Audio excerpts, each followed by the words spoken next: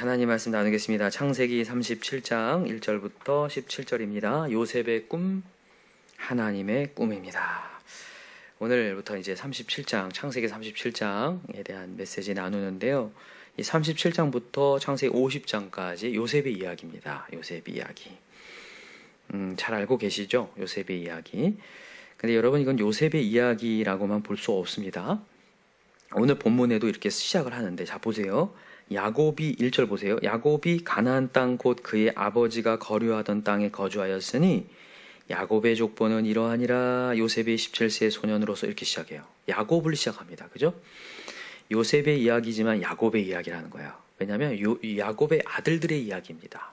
근데 여러분, 야곱이 야복강가에서 기도하면서 하나님이 주신 이름이 뭐죠?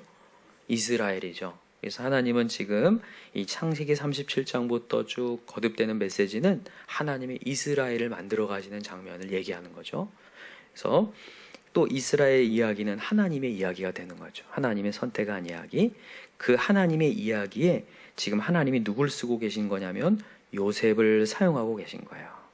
근데 그 요셉에게 하나님이 오늘 뭘 하게 하시냐면 꿈을 꾸게 한다는 얘기예요. 꿈꾸는 요셉.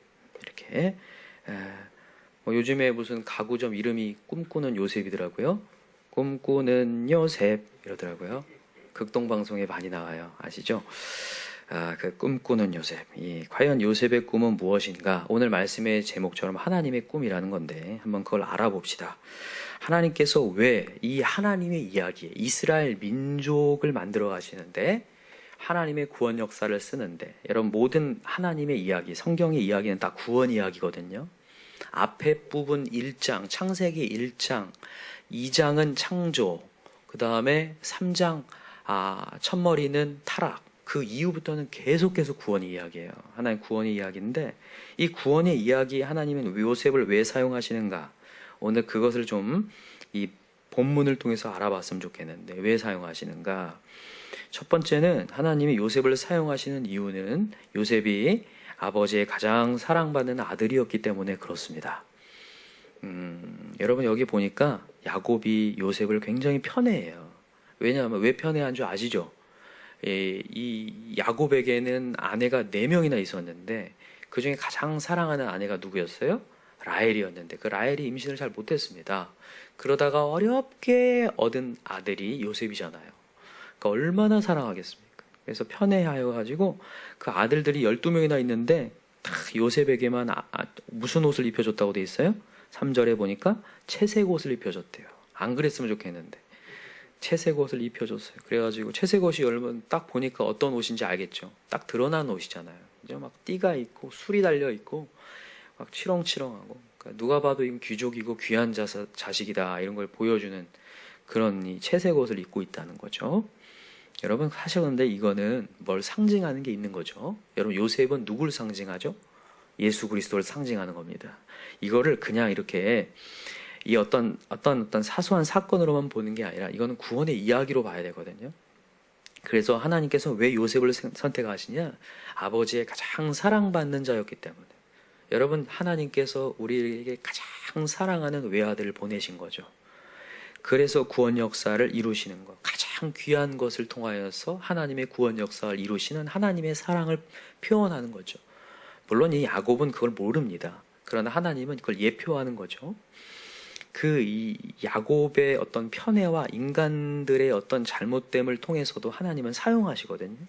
그래서 하나님의 가장 귀한 아들 예수 그리스도를 보내줬다라는 것을 하나님은 상징하기 위해서 하나님은 요셉을 사용하고 있는 거죠. 두 번째는 뭐냐면 하나님이 왜 요셉을 쓰시는가? 자, 여기 보면 이게 2절을 한번 보세요. 야곱의 족보는 이러하니라. 요셉이 17세의 소년으로서 그의 형들과 함께 양을 칠 때에 그의 아버지의 아내들 비라와 실바의 아들들과 더불어 함께 있었더니 그가 그들의 잘못을 아버지에게 말하더라. 야, 진짜 별로예요. 야, 자기 형들의 잘못을 아버지한테 막 일러바쳤대요. 고자질쟁이죠? 고발하는 사람이었습니다. 그런데 여러분, 이거는 그렇게만 보면 안 돼요. 이건 구원의 이야기로 또 봐야 되는데, 여러분, 이 땅에 예수님이 오셔가지고 한 일이 뭐냐면 고발하는 거였어요. 우리의 죄악을 드러내는 겁니다. 아시겠어요? 우리의 죄를 드러내서 예수님이 하신 일성이 뭐냐면 회개하라, 천국이 가까이 왔느니라 라면서 바리새인들이 꽁꽁 싸매고 있는 그 마음에 있는 죄악들을 드러내고자 원하셨어요. 이 회칠한 무덤아, 이 독사의 자식아, 겉은 화려해 보이지만 안에는 독을 머금고 있는 너희들아, 안에는 시체를 갖고 있는 이 회칠한 무덤들아 라면서 예수님이 계속 죄를 고발합니다. 여러분, 근데 확실히 알아야 돼요. 여러분, 예수님이 우리의 죄를 고발해서 우리 죽이려고 하는 겁니까? 살리려고 하는 겁니까? 살리려고. 여러분은 회개를 통해서 하나님은 우리의 죄를 제거하고자 원하셨거든요. 근데 그걸 깨달아요? 못 깨달아요? 못 깨닫죠. 못 깨달으니까 미워요. 오늘 이 형들이, 요셉이 밉죠. 이 자기들이 죄를 고발하니까 밉죠. 당연하죠. 이거는 당연한 순리입니다. 죄악이 드러나잖아요. 사람은 어둠으로 숨게 돼 있어요. 포장을 하게 돼 있습니다. 그렇게 천하의 다윗도 죄가 드러날까봐 계속해서 포장하니까 그 죄가 죄를 낳죠. 아시죠? 바세바를 범한 이후에 그 죄를 묵인시키기 위하여서 그의 남편을 계속해서 보내주지만 남편은 안 가요 또. 그죠? 결국에는 그 남편을 죽여버리잖아요. 제일 선봉에 서게 만들어서 전쟁에서. 뭐 하려고 하는 거냐면 죄를 감추려고 하는 거였거든요. 죄는 빨리 하나님 앞에 고백을 해야 사해지는데, 제거되는데 계속 감추니까 계속 가죠. 이 형들이 자신들을 고발하는 모습이 막 미워요. 싫습니다. 그때 하나님께서 이제 꿈을 보여주시는 거예요. 이게 무슨 꿈이냐. 요셉이 이제 꿈을 형들한테 얘기를 하는데, 7절 보세요. 우리가 밭에서 곡식단을 묶더니 내 단은 일어서고 당신들의 단은 내 단을 둘러서서 절하더이다. 밭드네 형들이 미워 죽겠는데, 이 동생이 미워 죽겠는데, 동생의 꿈이 이 형들의 단이 자기한테 무릎을 꿇는데요. 또다시 꿈을 꿨는데 해와 달과 11별이 자신한테 절하는 꿈을 꾼단 말이에요. 얼마나 화가 나는 꿈입니까? 그죠? 여러분, 확실히 알아야 하는 게 있어요. 이건 요셉의 꿈이 아니라 누구의 꿈이요? 하나님의 꿈이라는 거예요. 결국은 여러분, 하나님께서 이렇게 지금 죄가 드러났지만 결국은 하나님께서 뭐 하겠다고 원하시는 거냐면 결국에는 주님 앞에 무릎을 꿇기 원하신다는 거예요. 무릎을 꿇을 때의 구원이라는 거예요. 물론 여러분, 이 지금 요셉의 꿈이 하나님의 꿈이라는 것이 수용이 안 되잖아요. 그러면 화가 날 뿐입니다. 화가 나고 굴욕이라고 생각해요. 얼마나 굴욕적입니까? 동생한테 절한다는 게 얼마나 굴욕이에요. 근데 여러분 아시겠지만, 여러분 요셉 이야기 잘 알고 계시죠? 뒤에 가면 진짜로 형들이 이 가뭄 때문에 죽게 생겼는데 이 요셉한테 절함으로 말미암아 구원을 받는 거죠. 목숨의 위태함 속에서 구원을 받아요. 영광을 경험하는 거죠. 여러분, 그래서 하나님의 꿈이 우리가 수용이 안 될 때는 굉장히 어려워요. 신세가 한탄이 되면서 하나님, 저가 왜 이렇게 된 겁니까? 하나님이 원망스럽고 불만이 막 나와요. 여러분, 사실 이스라엘 백성들이 이 가나안 땅으로 갈 때에 하나님께서 분명히 신명기 8장 이렇게 얘기해요. 내가 너를 낮추었다 이렇게 얘기하거든요. 내가 너를 낮추었다. 오직 누구만 의지하라고? 하나님. 하나님 입에서 나오는 말씀을 의지하게 만들라고 내가 널 낮추었다 이렇게 얘기하거든요. 근데 그 하나님의 꿈과 섭리가 이게 수용이 안 되잖아요. 그럼 계속 입에서 뭐가 나오냐면 원망과 불평과 시기와 미움이 계속 나와요. 지금 요셉이 꿈을 얘기할 때 이건 하나님의 꿈이지만 요셉의 꿈, 인간의 꿈이라고 여겼을 때에 모든 게 싫거든요. 여러분과 제가 오늘 모든 상황 있잖아요. 그게요, 이게 하나님의 섭리다, 계획이라는 게 수용이 안 되잖아요. 다 불만스럽습니다. 내 앞에 있는 부모님도 원망스럽고요, 내 자녀도 원망스럽고, 내 회사도 원망스럽고, 상사도 원망스럽고, 다 원망스러워요. 근데 제가 어제도 말씀드렸지만, 우리 주일날도 말했지만, 여러분 정말 이 참새 한 마리도 하나님의 허락 없이는 떨어지지 않는다는 걸 여러분 믿으셔야 돼요. 하나님의 계획 아래 모든 게 있다라는 거예요. 지금 요셉의 꿈을 꾼 것 같지만 절대 아니라는 거예요. 이거는 하나님의 꿈이라는 거예요. 결국에는 그들이 무릎 꿇는 게 굴욕적인 일이 아니라 구원의 일이었다라는 거예요. 주님 앞에 완전히 무릎 꿇었을 때에 진짜 다 사는 역사가 일어났다.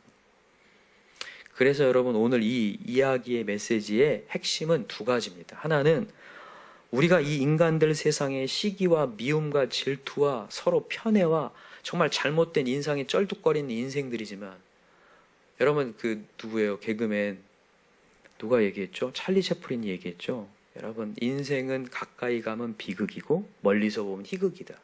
멀리서 보면 되게 부러운 인생 같아 보여도 가까이 살아보면 냄새 난다는 거예요. 맞죠? 부러운 인생이 없고 별 인생 없다라는 거죠. 여러분, 그런 인생들 사이에서 여러분 우리를 뭘 하기 원하시냐? 하나님은 무릎 꿇기 원하신다는 게 첫 번째예요. 이게 교훈이. 오늘도 하나님의 이 요셉의 꿈이 하나님의 꿈이구나. 여러분과 상황 속에서도 하나님은 지금 하나님을 인정하고 무릎 꿇기를 원하시는 거예요. 여러분, 그래서 새벽 자리 무릎 꿇는 게 그렇게 귀한 자리입니다. 하나님, 오늘 하루에 있을 모든 상황들 제가 모두 수용하겠습니다라고 하는 그런 시간이거든요. 하나님이 펼쳐나갈 상황들 하나님 오늘도 무릎을 꿇겠습니다. 그리고 하나님 이루어 주옵소서. 오늘도 우리의 가정이든 뭐든 뭐가 보이지 않을 때 여러분, 하나님이 무슨 사인이냐? 주님 앞에 곡식단에 절해라는 거구나. 하나님 앞에 절하라는, 여러분 이게 요셉에게 절하는 게 아니라 하나님의 꿈 앞에 절하는 거거든요. 맞죠? 인간 앞에 절하는 게 아니라 하나님께 절하는 거거든요. 이거는 여러분 요셉이 꿀라고 꾼 게 아니잖아요. 어떤 잘못 해석하는 사람들 이건 이렇게 해석하잖아요. 야, 여러분 꿈을 꾸십시오. 꿈을 꾸면 하나님이 이루실 겁니다. 이런 얘기 아니에요. 이건 그냥 하나님 일방적으로 한 거예요. 요셉이 자기가 꾸었다는 얘기가 어디 있습니까? 자기가 비전 가졌다는 얘기가 어디 있어요? 없습니다. 그냥 꿈을 꾼 거지. 이 하나님의 꿈 앞에 우리가 절을 할 때에 그때야 비로소 구원의 역사가 일어난다는 거. 그래서 여러분과 저는 오늘도 무릎을 꿇어야 된다는 거예요. 언제 꿇을래? 하나님이 기다리죠. 내가 안 꿇어지잖아요. 그러면 계속 시기와 미움과 방황과 신세 한탄과 불평만 계속 나오고 누군가 대치 상황이 계속 왜 이건 이해할 수 없는 상황이다. 계속 입술에서 부정적인 언어만 계속 나오거든요. 그러지 말라는 거예요. 하나님 앞에 무릎을 꿇어라. 여러분, 우리 9월 한 달 하나님께 더 무릎을 꿇읍시다. 하나님 무릎 꿇을 때 역사한다. 두 번째 교훈은 뭐냐면 작은 예수로 핍박을 감수하라는 거예요. 여러분, 요셉은 지금 꿈을 막 펼쳤지만 오는 반응은 뭐였어요? 박수였어요? 시기였어요? 시기와 미움이었습니다. 하나님의 꿈을 펼치잖아요. 하나님의 꿈을 소개하잖아요. 주님 앞에 무릎을 꿇으라 예배하자 얘기하잖아요. 박수 칠 사람이 많이 없다라는 거예요. 우리가 주님의 자리를 가고 경건의 자리 가잖아요. 박수 칠 사람이 많이 없습니다. 다 별로로 여기지. 우리가 누군가 위하여서 기도할 때 그 영혼이 여러분 정말 잘 나가면 우리가 어떻게 기도하겠습니까? 안 나가니까 기도하는 거죠. 근데 아까 전에 우리 집사님도 얘기하셨지만 오늘 사실 이 요셉이 하는 이 모습들이 다 예수님의 모습과 같아요. 여기 보면 그 형들이 어떻게 하고 있는지를 보고 오라고 하는 메시지를 통해서 잘 있는지를 보러 가죠. 자, 한번 읽어봅시다. 14절 시작. 이스라엘이 그에게 이르되 가서 내 형들과 양떼가 다 잘 있는지를 보고 돌아와 내게 말하라. 여러분, 지금 하나님이 예수님 보내서 하시는 메시지하고 똑같거든요. 양떼들이 잘 있는 그들을 구원하라는 거거든요. 그러나 그 형들은 이 동생 보고 구덩이에 그냥 빠지게 만든 다음에 팔아 넘기잖아요. 예수님 팔아 넘기듯이. 그런 어떤 핍박이 우리에게 있다라는 거예요. 그러나 여러분, 핍박 속에서도 하나님만이 구원자라는 것을 여러분 놓치지 맙시다. 오늘도 여러분들이 전하는 예수, 오늘도 세울 때 예배 세울 때 이게 뭘까? 여러분 그런 반신반의하는 마음 갖지 마시고 여러분 이게 진리입니다. 핍박이 오는 것도 진리고요. 예배 세우기 어려운 것도 진리예요. 진리니까 세우기 어려운 거예요. 사단마귀가 틈을 타고. 그러나 여러분 세우셔야 돼요.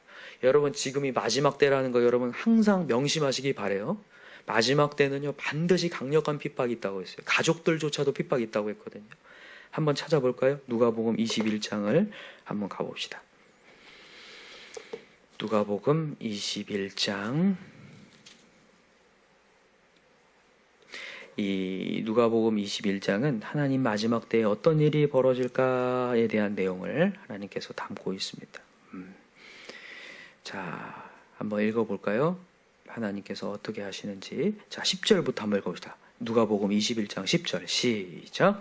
또 이르시되 민족이 민족을, 나라가 나라를 대적하여 일어나겠고 곳곳에 큰 지진과 기근과 전염병이 있겠고 또 무서운 일과 하늘로부터 큰 징조들이 있으리라.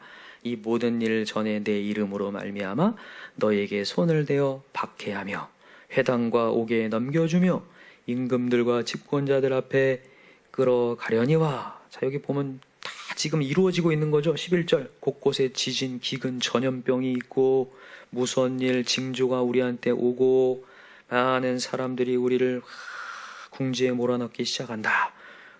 자, 14절 시작. 그러므로 너희는 별명할 것을 미리 궁리하지 않도록 명심하라. 내가 너희의 모든 대적이 능히 대항하거나 변방할 수 없는 구변과 지혜를 너희에게 주리라. 심지어 부모와 형제와 친척과 벗이 너희를 넘겨줘 너희 중에 몇을 죽이게 하겠고 또 너희가 내 이름으로 말미암아 모든 사람의 미움을 받을 것이나. 모든 사람의 미움을 받는다는 거예요. 요셉이 지금 형들에게 미움을 받는 것처럼 우리가 미움을 받을 수 있다라는 거예요. 그러나 너희 머리털 하나도 상하지 아니하리라. 너희의 인내로 너희 영혼을 얻으리라. 아멘. 여러분, 우리 인내합시다. 또 기도합시다. 또 우리 성도를 위해서, 우리 주변의 영혼들을 위해서 기도합시다.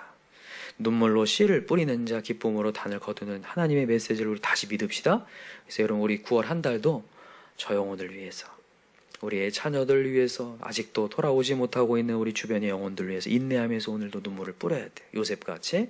그럴 때에 꿈을 전달할 때 어느 순간 결국에는 무릎을 꿇게 되고 그들도 주님 앞에 항복하는 날이 오게 될 줄 믿습니다. 오늘 두 가지 교훈 기억하시기 바랍니다. 우리가 하나님 무릎 꿇기 원하시고 오늘도 우리 작은 예수로서 옷을 피박을 받는데 오늘도 간절히 인내하면서 나아갈 때 그들도 결국에는 두 손 드는 역사가 온다.